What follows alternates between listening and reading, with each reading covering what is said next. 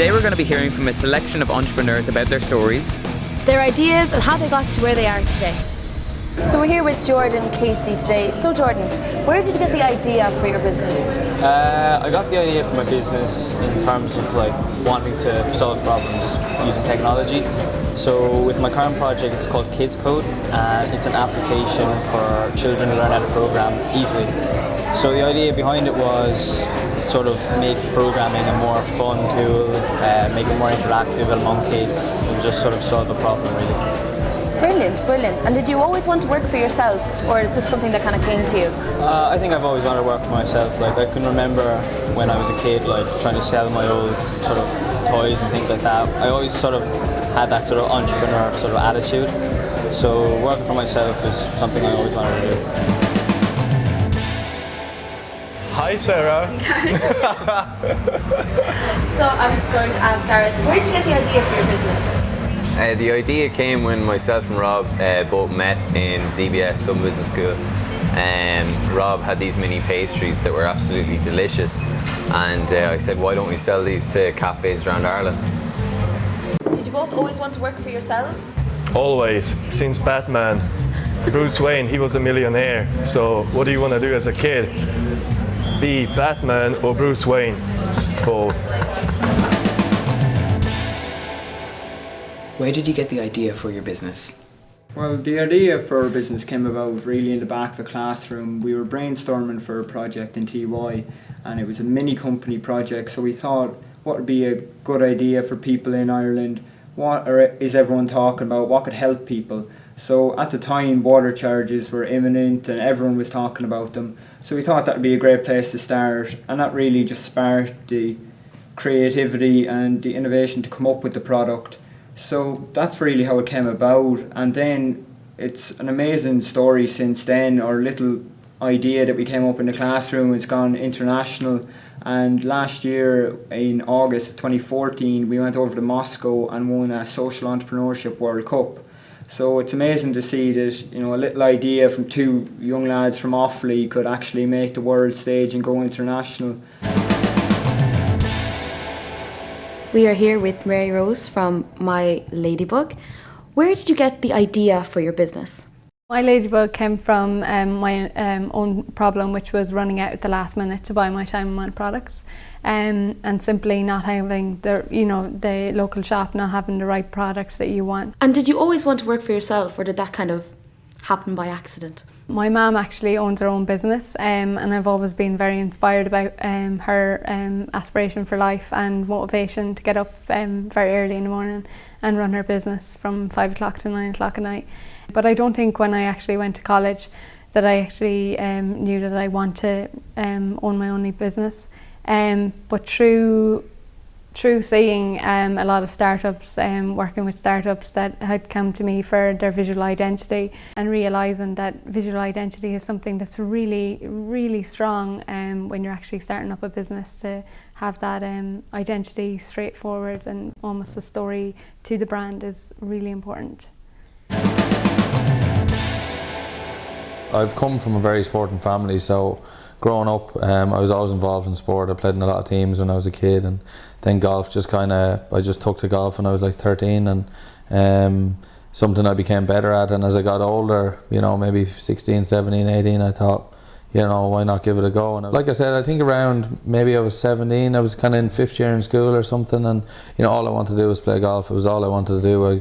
I was quite good in school, but you know, my teachers and my parents used to struggle to get me to do my schoolwork as good as I should have done, and it's just something that any hour I got spare, I just wanted to play golf. And it was something like when my friends were going out at maybe night time or something, I was staying in and I wanted to play golf the next day. And that's why, you know, I did put a lot of time into it when I was a kid, and you know, I think I got paid back then when, you know, I was a little bit older and turned pro and stuff.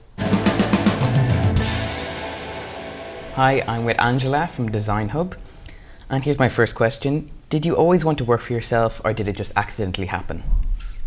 No, I never really thought of myself as being an entrepreneur as such, and I suppose in a sense it did accidentally happen, although I do think that you make your own path. You know, it all depends. You know, if I'm talking to any potential entrepreneurs, number one, it's what's the purpose of the business. So normally a business would kind of start with either a frustration. So there's a market frustration, like you're missing a particular product, or there's something that frustrates you in your day-to-day life, like that you could see a solution for. And for us, it was, I suppose, there was no work locally, so we set about kind of getting work for ourselves. And there was, for Noel, it may have been like, he's a product designer, so he saw a lot of problems that could be solved by developing a product.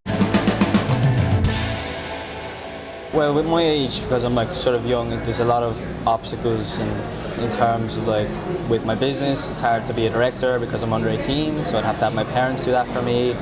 Then being taken seriously by investors, like because I'm a kid, I'm not a real business person, I'm doing this sort of like as a hobby. So there's a number of different like disadvantages that I've had, and like then in terms of like a failed app and things like that, it's hard to keep going sometimes. I think the idea is to read about other successful entrepreneurs, and what they did is just keep going.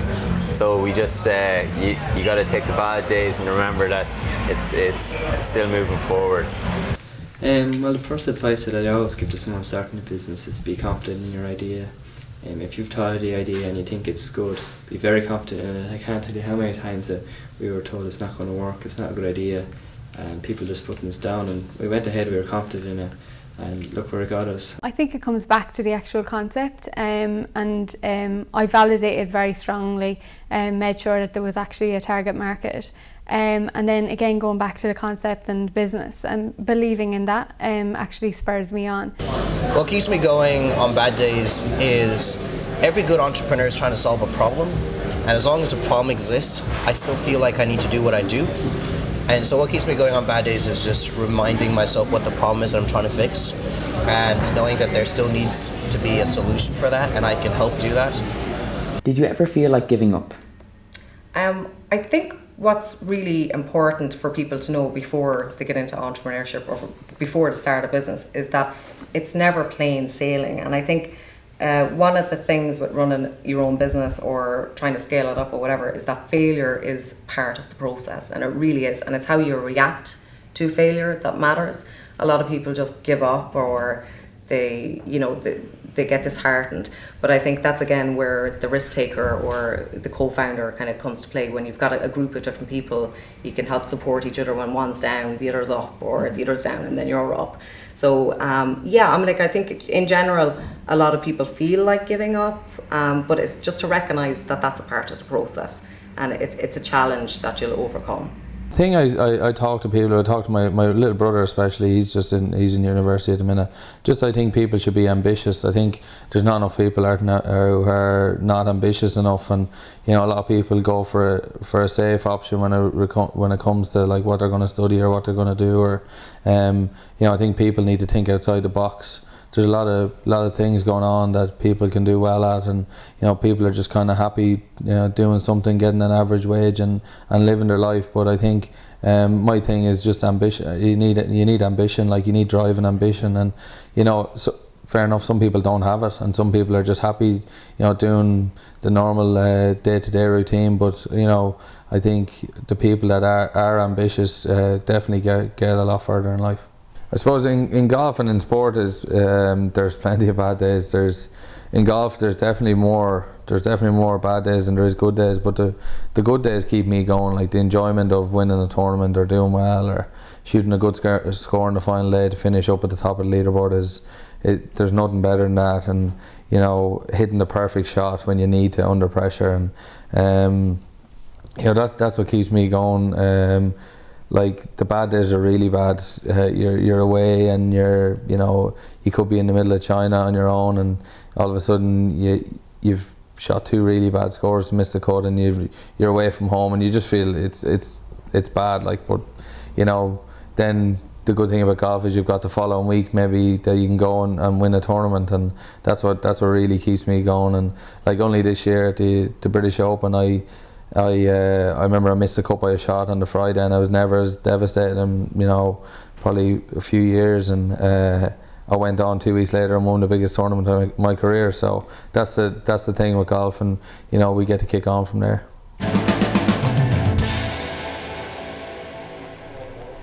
Now, after hearing from some entrepreneurs about how they got started, let's look at some top tips.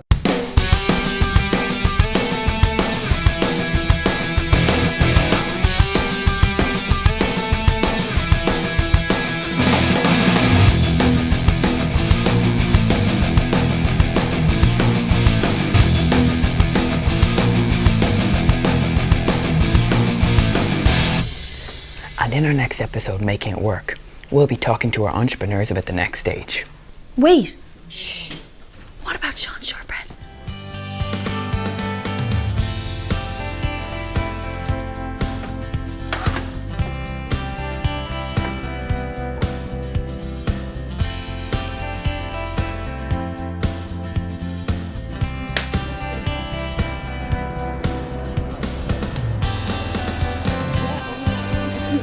Sarah.